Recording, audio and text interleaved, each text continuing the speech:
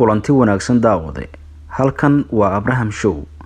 Muuqaalkan kooban waxaan idinkugu soo gudbin doonaa 21 sano ka hor diyaarad nooca aan raadaar ka qabanin way dawladda Faransiiska u dirtay hawada dhowr wadan si ay u tijaabiso dawladda ugu dambeyn diyaaraddaasi uu raadaarkeedu uu soo qabtay.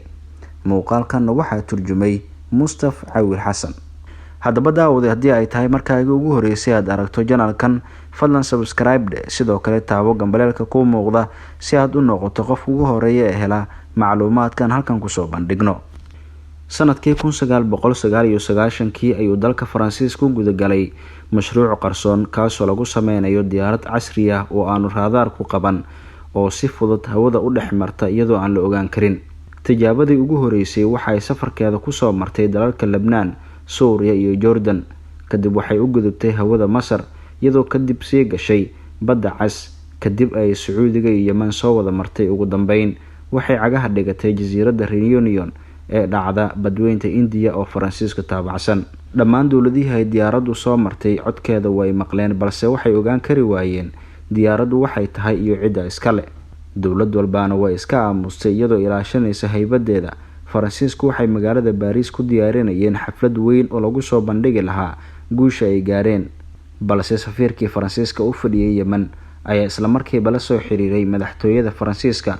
Wuxuu u sheegay in xukuumadda Yemen warqad cabasho ay soo gudbisay iyadoo ku eedeynaysa in Faransiisku uu ku soo xadgudbay hawadeeda.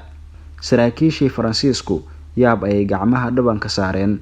Waxay isweydiiyeen sidee diyaaraddeena casriga ah intaas oo dawladood ogaan waayeen ay dawladda Yemen oo iska taageeri ku ogaatay.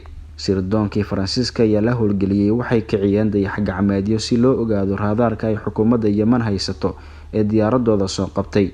Baaris dheer kadib way ku guuldareysteen. Markay quusteen, raaligelin ayay ka bixiyeen iyo lacag fara badan oo magdhow. Kadib su'aal ayay weydiiyeen xukuumadda Yemen iyagoo leh waxaad noo sheegtaa nooca raadaar ee diyaaraddeena sheegay.